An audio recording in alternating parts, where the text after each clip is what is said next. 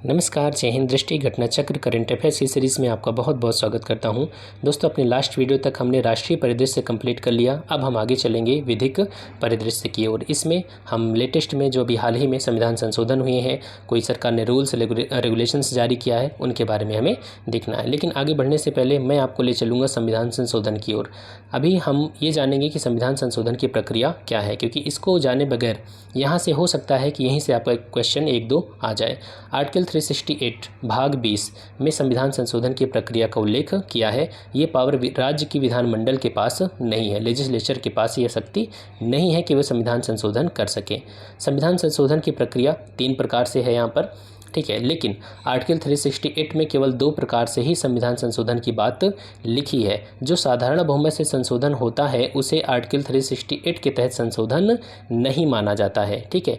तो कौन से 2 प्रकार के संशोधन है जो आर्टिकल 368 में मेंशन्ड है? तो वो ये है कि special majority of the parliament, मतलब संसद की विशेष बहुमत, और दूसरा है संसद का विशेष बहुमत तो चाहिए ही चाहिए, प्लस आधे राज्यों के विधानमंडल की अनुमति भी चाहिए। तो ये वो 2 तरीके हैं जो आर्टिकल 368 में मेंशन्ड है। साधारण जो बहुमत है, सिंपल मेजॉरिटी है, वो आर्टिकल 368 में मेंशन नहीं है। चलिए अब हम देखेंगे सिंपल मेजॉरिटी से हम संविधान के किन किन प्रावधानों में, प्रोविजंस में अमेंड कर सकते हैं।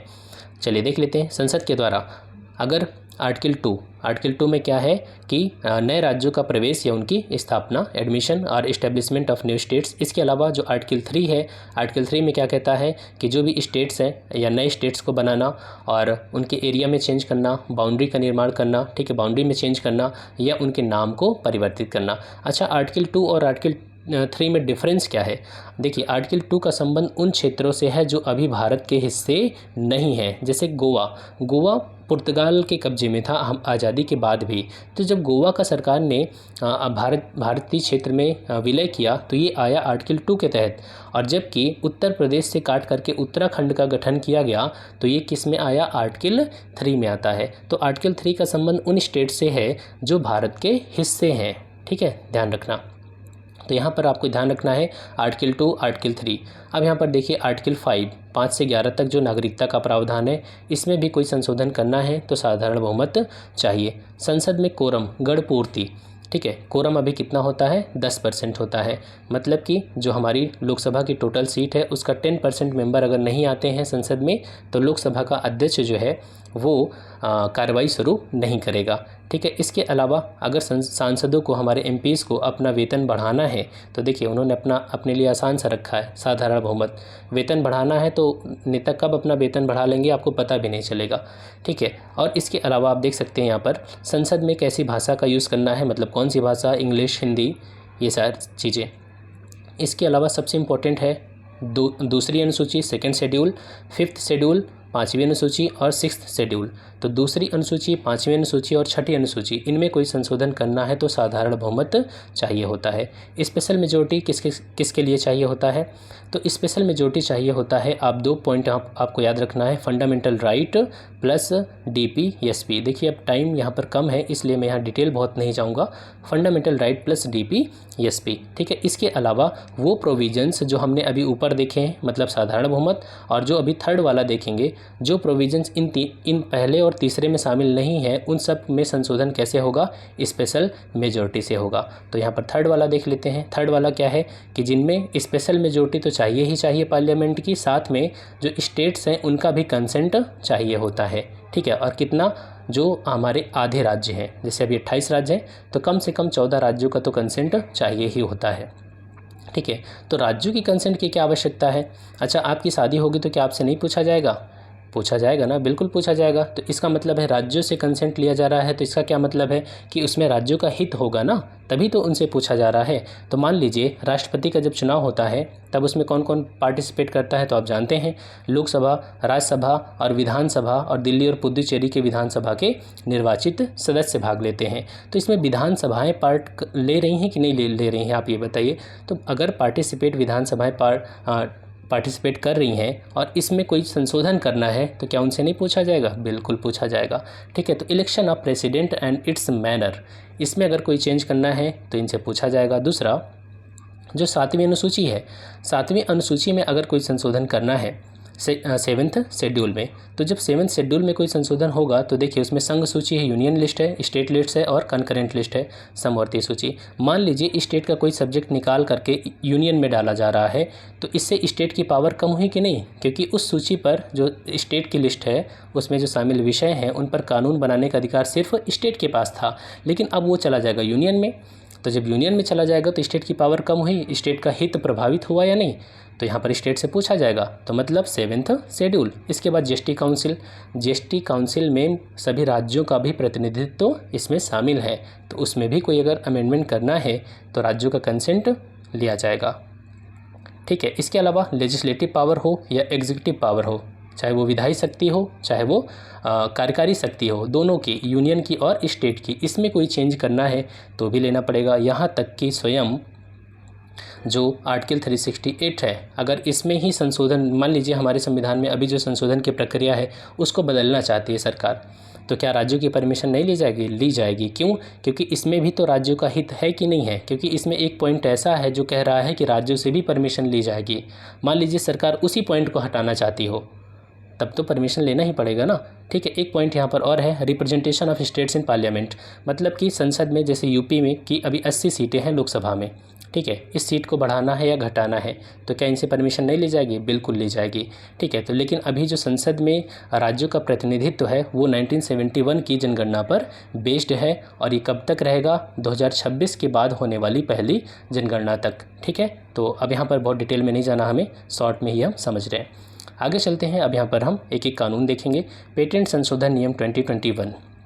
हमारे देश में अभी पेटेंट अधिनियम 1970 लागू है और इसमें सरकार ने कुछ संशोधन किया है। इसमें पेटेंट के नियमों को थोड़ा आसान बनाया है। सरकार ने क्या कहा? पेटेंट कराने के लिए जो पेटेंट फ़ीस है उसमें 80% तक की कटौती कर दिया। इसके अलावा यहाँ पर जो पेटेंट की जांच में लगने वाला समय था वो लगभग अब 12 से 30 महीने ही लगेगा। पहले लगभग 72 महीने, मतलब 6 साल लग जाते थे। ठीक है, तो इससे इनोवेशन दुष्प्रभावित, मतलब इनोवेशन लोगों के मन में फिर नहीं आता। वो कहेंगे अगर हम कुछ नई चीज़ खोज भी लेंगे तो उसका पेटेंट कराने में हमें 6 साल लग जाते हैं, बहुत वक्त लगता है। ठीक, तो और यहाँ पर इसके अलावा पेटेंट आवेदन का अंतिम निपटान का जो समय है वो लगभग अब 48 महीने हो गया है। तो इस तरीके से पेटेंट को थोड़ा आसान बनाया गया है। देखिए यहाँ से क्वेश्चन आए या ना आए, लेकिन अब जो बताऊँगा यहाँ से क्वेश्चन आ सकता है, अगर आएगा भी तो। कैसे? जो सबसे पहले देखिए बौद्धिक संपदा अधिकार क्या होते हैं। सबसे पहले तो ये जान लीजिए कि बौद्धिक संपदा क्या है। तो आपके पास जो बुद्धि है वो आपकी प्रॉपर्टी है, उसको कोई छीन नहीं सकता, और आप उस बुद्धि का इस्तेमाल करके, इंटेलेक्ट का इस्तेमाल करके जो चीज़ें आप बनाते हैं वो क्या है? क्रिएट करते हैं, सृजन करते हैं, वो आपकी संपदा है। और उस पर आपका राइट क्या कहलाता है? IPR कहलाता है, इंटेलेक्चुअल प्रॉपर्टी राइट कहलाता है। जैसे नई औषधि बनाना, कोई सॉफ्टवेयर बना देना, कोई नई एकदम अलग चीज़, यूनिक चीज़ बना देना, वो क्या कहलाता है? बौद्धिक संपदा कहलाता है। कितने प्रकार के यहाँ पर राइट्स होते हैं? तो आप पहला है कॉपीराइट। कॉपीराइट में क्या क्या आता है? जैसे मान लीजिए कोई संगीत है, पेंटिंग है, मूर्तिकला है, फिल्म है, इन पर कॉपीराइट होता है। कॉपीराइट जो होता है वो 60 साल के लिए होता है, मान्य रहता है। ठीक है, आगे देखिए पेटेंट की बात करें तो पेटेंट 2 प्रकार का होता है, एक प्रोडक्ट पेटेंट और एक होता है प्रोसेस पेटेंट। तो पहले ये अलग अलग होता था, लेकिन अब दोनों सेम है। कैसे सेम है? जब हम किसी प्रोडक्ट के पेटेंट की बात करते हैं तो उसमें प्रोसेस पेटेंट भी ऑलरेडी इंक्लूड होता है। ठीक है, और जो पेटेंट होता है वो 20 सालों के लिए वैलिड होता है। ठीक है, ध्यान रखना। जैसे दवा के बारे में है, जैसे मान लीजिए कोई दवा बनी तो 20 सालों तक उस दवा को बनाने वाली कंपनी का एक अधिकार होगा, सिर्फ वही उस दवा को बनाएगी।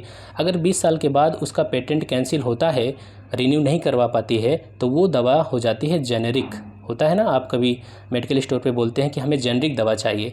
जेनेरिक दवा का क्या मतलब होता है? कि वो दवा अब बाकी कंपनियां भी बना रही हैं, गुणवत्ता से समझौता किए बिना। क्वालिटी से कोई कॉम्प्रोमाइज़ नहीं होता, क्वालिटी सेम रहती है, बस दवा वो अन्य कंपनियां भी बनाने लगी। आगे देखते हैं यहाँ पर ट्रेडमार्क। ट्रेडमार्क क्या होता है? कोई ऐसा प्रतीक होता है, जैसे विशिष्ट कोई शब्द है, प्रतीक है, स्लोगन है, लोगो है, ब्रांड लेबल है, नाम है, सिग्नेचर है, ये सब आते हैं ट्रेडमार्क में। ट्रेडमार्क कितने साल के लिए होता है वैलिड? वो होता है 10 साल के लिए।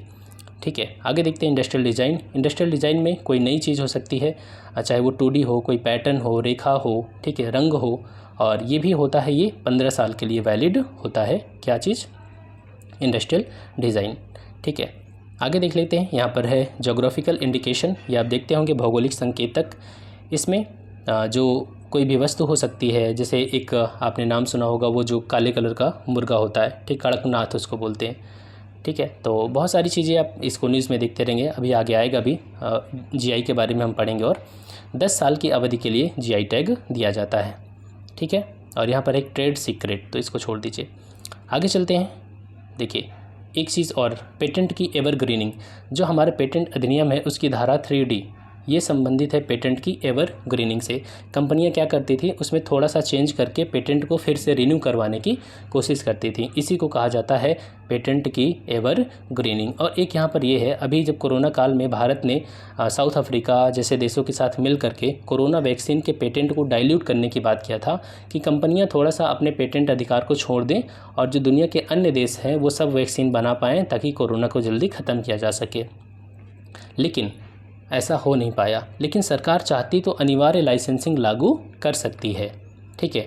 सरकारें अगर चाहती तो अनिवार्य लाइसेंसिंग लागू करके उनके कहने मतलब जिस कंपनी ने वैक्सीन बनाया है उसके मना करने के बावजूद भी सरकारें इनके फार्मूला को अन्य कंपनियों को दे देती और वो बना पाती उस वैक्सीन को। इसे कहा जाता है अनिवार्य लाइसेंसिंग, ठीक है। तो हमारे जो पेटेंट एक्ट है उसमें ये प्रोविज़न दिया गया है। चलिए बात करते हैं अब ड्रोन नियम के बारे में। बहुत ही इसमें से कुछ भी नहीं पूछा जाने वाला। इसमें ड्रोन उड़ाने के जो शर्तें थे, प्रोटोकॉल्स थे, उनको क्या किया गया, बहुत ही डाइल्यूट कर दिया गया। मतलब अब कोई भी व्यक्ति उड़ा सकता है, अगर उसका रजिस्ट्रेशन करवाना चाहता है तो फ़ीस अब 4 प्रकार की कर दी गई। पहले 72 प्रकार के शुल्क लगते थे, जो प्रपत्र हैं उनकी संख्या घटा के 5 कर दी गई। तो इस तरीके से मतलब ड्रोन टेक्नोलॉजी को बढ़ावा देने, उन पर रिसर्च करने के लिए सरकार ने इनमें जो प्रोविज़न्स थे उनको कमज़ोर कर दिया एक तरीके से, और ताकि इसके लिए इनोवेशन को बढ़ावा दिया जा सके, ठीक है। यहाँ से कोई भी क्वेश्चन नहीं आएगा, आप इसको कम्प्लीटली छोड़ दीजिए। चलिए आगे चलते हैं। यहाँ पर अब आगे जो है संविधान संशोधन है, 105वां संविधान संशोधन।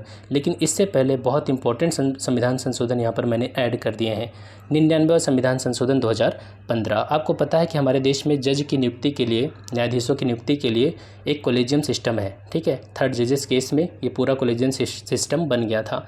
लेकिन सरकार ने कहा कि ये जो प्रक्रिया है जज के द्वारा ही जज की नियुक्ति, ये थोड़ी अपारदर्शी है, ट्रांसपेरेंट नहीं है। तो सरकार ने नेशनल जुडिशियल अपॉइंटमेंट कमीशन का गठन किया और इसको 16 राज्यों की परमिशन भी देखिए मिल गई। ये कौन सा हो गया, अभी जो हमने संविधान संशोधन देखा था कि जिसमें राज्यों की भी परमिशन ज़रूरी है। लेकिन सुप्रीम कोर्ट ने इसको स्ट्रक डाउन कर दिया। क्यों?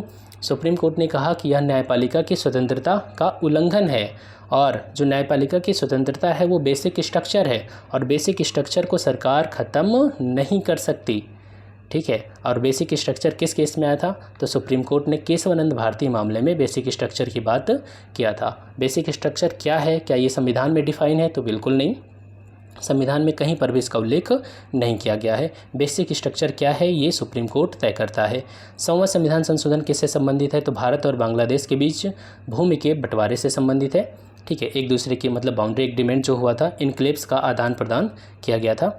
आगे 101वां संविधान संशोधन जीएसटी से संबंधित है, गुड्स एंड सर्विसेज टैक्स एक प्रकार का ये इनडायरेक्ट टैक्स है। इसमें 17 इनडायरेक्ट टैक्स को मर्ज कर दिया गया है जीएसटी में, ठीक है। 102वां संविधान संशोधन, राष्ट्रीय पिछड़ा वर्ग आयोग को, national commission for backward classes को संवैधानिक दर्जा दे दिया गया, कॉन्स्टिट्यूशनल स्टेटस दे दिया गया। और हमारे संविधान में आर्टिकल 338 बी जोड़ा गया, 338 बी। देखिए आर्टिकल 338 क्या है, राष्ट्रीय अनुसूचित जाति आयोग। 338 ए क्या है, अनुसूचित जनजाति आयोग। 338 बी क्या है, राष्ट्रीय पिछड़ा वर्ग आयोग। इसके अलावा आर्टिकल 342 ए भी जोड़ा गया है। आगे देखते हैं 103वां संविधान संशोधन, तो ईडब्ल्यूएस को 10% आरक्षण, आर्थिक रूप से कमज़ोर वर्ग को। 104वां संविधान संशोधन क्या है, लोकसभा और विधानसभा में एससी और एसटी को जो आरक्षण है वो 2020 से 30 के लिए बढ़ा दिया गया है, ठीक है। क्योंकि संविधान लागू होने के समय से ही एससी और एसटी को लोकसभा और विधानसभा में, ठीक है, यहाँ पर इनको आरक्षण दिया गया है और इस आरक्षण को समय समय पर बढ़ाया जाता रहा है। तो अगले 10 साल के लिए इस आरक्षण को और बढ़ा दिया गया है। इसके अलावा एक पॉइंट यहाँ पर कि जो एंग्लो इंडियन नियुक्त किए जाते थे, विधानमंडल में एक मतलब विधानसभा में एक और लोकसभा में 2 एंग्लो इंडियन, अब इनकी नियुक्ति नहीं होगी। इस प्रक्रिया को रिमूव कर दिया गया है 104वें संविधान संशोधन के द्वारा। ठीक है, और 105वां संविधान संशोधन क्या है? 105वां संविधान संशोधन यहाँ पर देख सकते हैं। इसमें जो सोशली और एजुकेशनली बैकवर्ड क्लासेस हैं, उसमें मतलब कौन लोग पिछड़े वर्ग में आएंगे, ये जो पावर है ये राज्यों की शक्ति को फिर से बहाल कर दिया गया है। मतलब जो ओबीसी की कौन किस जाति को ओबीसी में शामिल किया जाएगा, ये अब राज्य तय कर पाएंगे। पहले भी राज्य ही तय कर पाते थे, लेकिन जब से ये जो पिछड़ा वर्ग आयोग है उसको संवैधानिक दर्जा मिला, तो उसमें एक प्रोविज़न था कि मतलब केंद्र करेगा तय।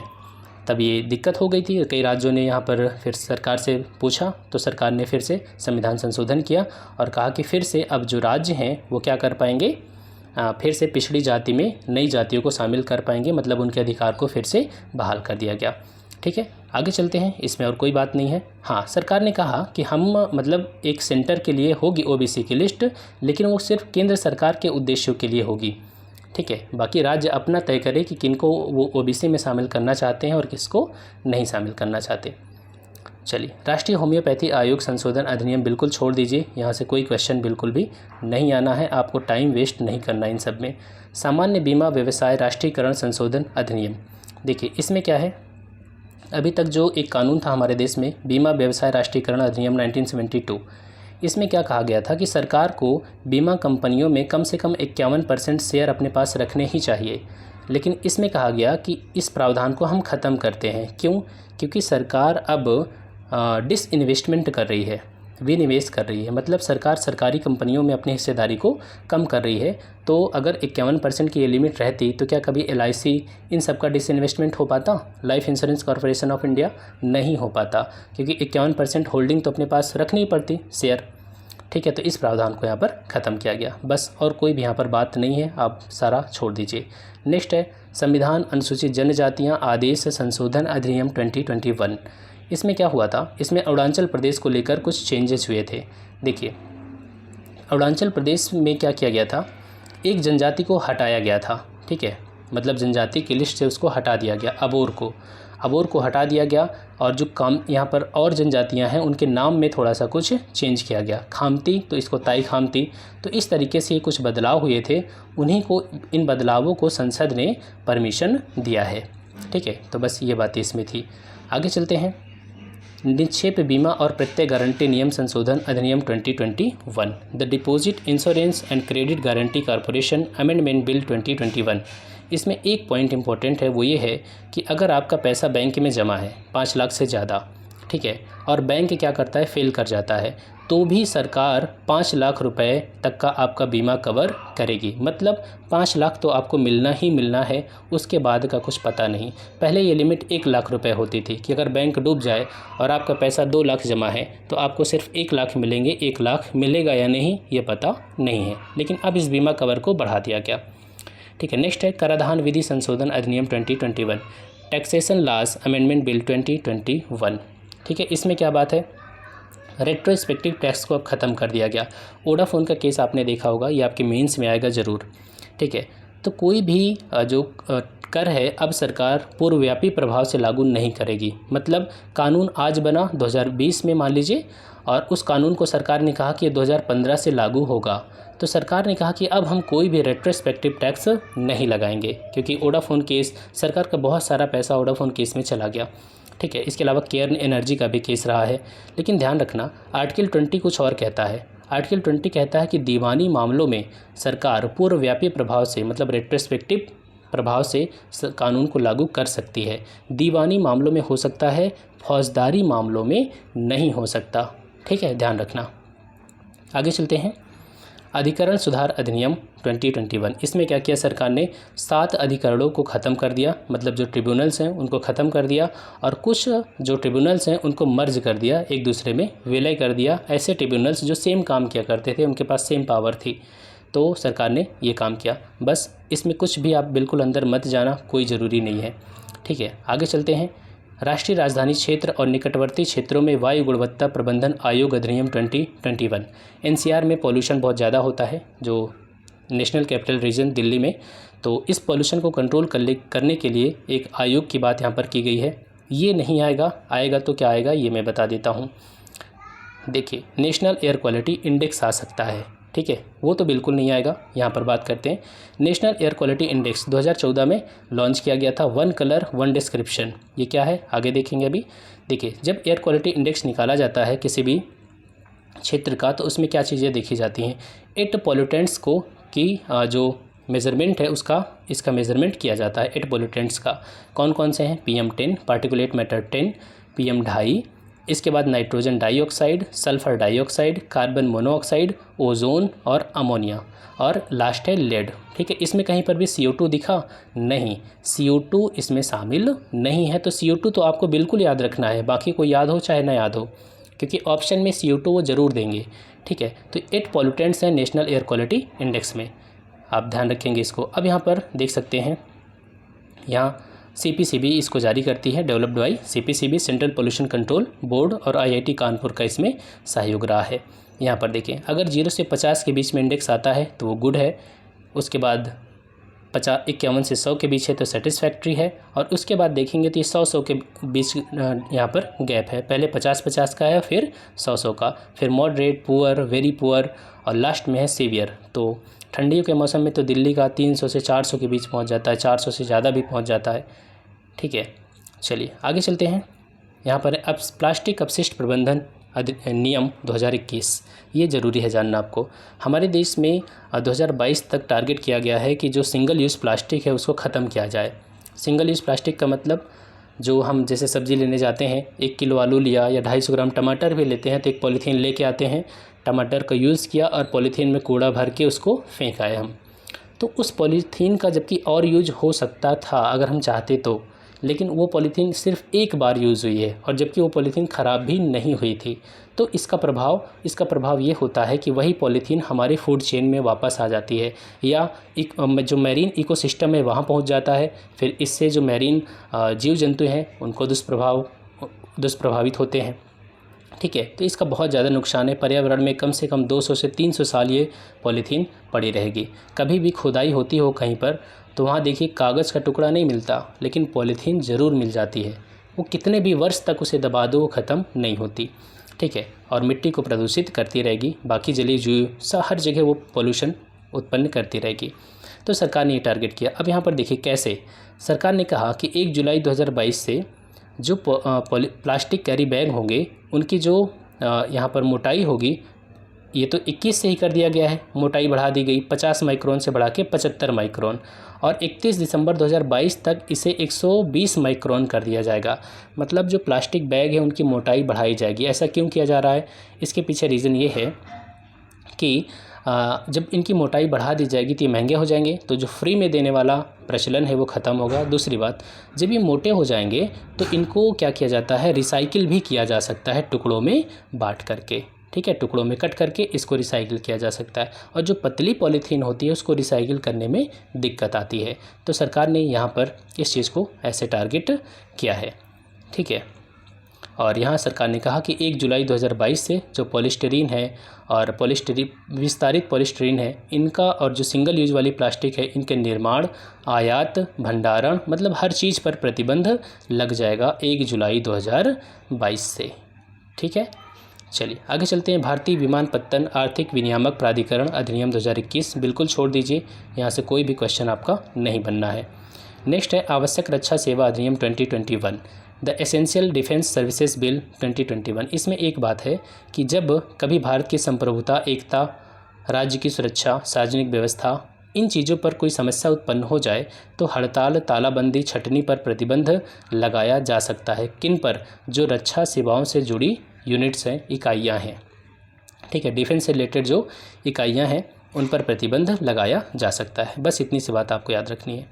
आगे है फैक्टरिंग विनियमन संशोधन अधिनियम, जो MSME के बारे में यहाँ पर बताया गया है। MSME में कैश इनफ्लो को इंश्योर करने के लिए सरकार ने यहाँ पर कुछ संशोधन किया है, क्योंकि हमारे जो माइक्रो, स्मॉल और मीडियम इंटरप्राइजेज होते हैं उनकी बहुत सारी समस्याओं में एक ये भी समस्या है कि उनके पास बहुत ज़्यादा फंड होता नहीं है। इन्वेस्टमेंट होता नहीं है। तो सरकार ने ऐसा करने के लिए थोड़ी कोशिश की है, लेकिन क्वेश्चन यहाँ से आएगा डेफिनेशन से। माइक्रो, स्मॉल और मीडियम इंटरप्राइजेज़ की डेफिनेशन क्या है? देखिए पहले ये होती थी, पहले मैन्युफैक्चरिंग सेक्टर और सर्विसेज सेक्टर के लिए अलग अलग डेफिनेशन हुआ करती थी, लेकिन अब सरकार ने मैन्युफैक्चरिंग और सर्विसेज को मर्ज कर दिया है। और ध्यान से देखिएगा, माइक्रो किसे बोलेंगे? माइक्रो इंटरप्राइजेज़, जहाँ पर इन्वेस्टमेंट 1 करोड़ से कम हो और टर्नओवर 5 करोड़ से कम हो। स्मॉल इंटरप्राइजेज़ उसे बोलेंगे जहाँ पर इन्वेस्टमेंट 10 करोड़ से कम हो और टर्नओवर 50 करोड़ से कम हो। मीडियम इंटरप्राइजेज़ किसे बोलेंगे? जहाँ पर इन्वेस्टमेंट 20 करोड़ से कम हो और टर्नओवर 100 करोड़ से कम हो। ठीक है, तो इसको आप ऐसे याद करिए, 1 करोड़, 10 करोड़, 20 करोड़। ठीक है, और नीचे जो टर्नओवर है वो 5 करोड़, 50 करोड़, 100 करोड़। ऐसे याद करेंगे तो आपको याद हो जाएगा। तो या तो फिर 1, 5, 10, 50 और 20, 100 ऐसे याद करिए। तो जैसे भी आपको याद हो सकता है इसको याद कर लीजिए। ठीक है, अब ये यहाँ पर एक चीज़ देख रहे होंगे कि मैन्युफैक्चरिंग और सर्विस के लिए अलग अलग नहीं है, दोनों के लिए जो मानक है वो सेम कर दिए गए हैं। तो क्वेश्चन यहाँ से आएगा, ना कि यहाँ पर ये जो ऊपर कानून दिया गया है। चलिए आगे चलते हैं। शोधन अक्षमता और दिवाला संहिता, इंसॉल्वेंसी एंड बैंकरप्सी कोड, इसको आप छोड़ दीजिए, यहाँ से कुछ भी नहीं पूछा जाना। नारियल विकास बोर्ड, कोई फ़ायदा नहीं है पढ़ने का, ये सब बिल्कुल नहीं आएगा। आगे है किशोर न्याय बच्चों की देखभाल और संशोधन अधिनियम 2021। देखिए इसी में दत्तक ग्रहण से संबंधित है कि अगर कोई जो कपल है वो दत्तक किसी बच्चे को गोद लेना चाहता है, तो अभी तक ये प्रक्रिया थी कि जो जिला मजिस्ट्रेट होते थे, ठीक, यहाँ एक सेकेंड कहाँ गया, हाँ, सिविल अदालत, जो सिविल अदालत है वो दत्तक ग्रहण के आदेश देने के बाद बच्चे का दत्तक ग्रहण पूरा हो जाता था। सपोज़ कोई पर्सन है वो लेना चाहता है तो सिविल अदालत आदेश देती थी, तब ये हो पाता था। लेकिन अब इसको चेंज करके जिला मजिस्ट्रेट के ऊपर ये कार्यभार उसको दे दिया गया। तो अब जो आदेश जारी करेंगे वो कौन जारी करेंगे? डिस्ट्रिक्ट मजिस्ट्रेट जारी करेंगे। ठीक है, बस इतनी सी बात थी। नेक्स्ट 97वां संविधान संशोधन अधिनियम, इसके प्रावधानों को, कुछ प्रावधानों को सुप्रीम कोर्ट ने स्ट्राइक डाउन कर दिया, ख़त्म कर दिया है इसके प्रावधानों को। लेकिन हमें जानना है 97वां संविधान संशोधन है क्या। देखिए 97वां संविधान संशोधन जो है वो हमारे संविधान में 2 प्रावधान इसमें जोड़ता है। एक article 19 clause 1 sub clause C, ठीक है, मूल अधिकार में जो सहकारिता, आप उसमें एक देखते हैं आर्टिकल 19 के क्लॉज 1 में संगम या ठीक है, मतलब संगम या संघ बनाने की स्वतंत्रता। तो उसमें एक पॉइंट और जोड़ा गया, सहकारिता। ठीक है, सहकारी संघ। तो आर्टिकल 19 क्लॉज 1 सी में जोड़ा गया सहकारी वर्ड, और यहाँ पर आर्टिकल 43 बी, आर्टिकल 43 कहाँ पर आएगा? DPSP, directive principles of state policy में आएगा। ठीक है, तो यहाँ पर आर्टिकल 43 बी और article 19 clause 1 sub clause C, ये संबंधित है किससे? 97th अमेंडमेंट से। ठीक है, तो अब यहाँ पर सरकार ने क्या, सुप्रीम कोर्ट ने क्या किया? इसी के कुछ प्रावधानों को ख़त्म कर दिया है। ठीक है, बस इतनी सी बात है। नेक्स्ट है Gujarat high court live streaming of court proceeding rules 2021। यहाँ पर देखिए गुजरात हाई कोर्ट जो है देश का पहला हाई कोर्ट बन गया है, जहाँ पर एक सेकेंड, जहाँ पर जहाँ पर जो गुजरात हाई कोर्ट है वो देश का पहला हाई कोर्ट बन गया है, जहाँ पर लाइव स्ट्रीमिंग होती है अब यूट्यूब पर। ठीक है, तो ऐसा करने वाला गुजरात हाई कोर्ट भारत का पहला हाई कोर्ट है। तो बस इतना सा था ये लीगल परिदृश्य, हमने इसको कंप्लीट किया और जल्दी ही नेक्स्ट वीडियो के साथ हम मिलेंगे आपसे। लेकिन प्लीज़ कमेंट सेक्शन में ज़रूर बताइए वीडियो कैसा था, और हाँ, चैनल को सब्सक्राइब करना बिल्कुल मत भूल जाना। Thanks for watching, keep smiling.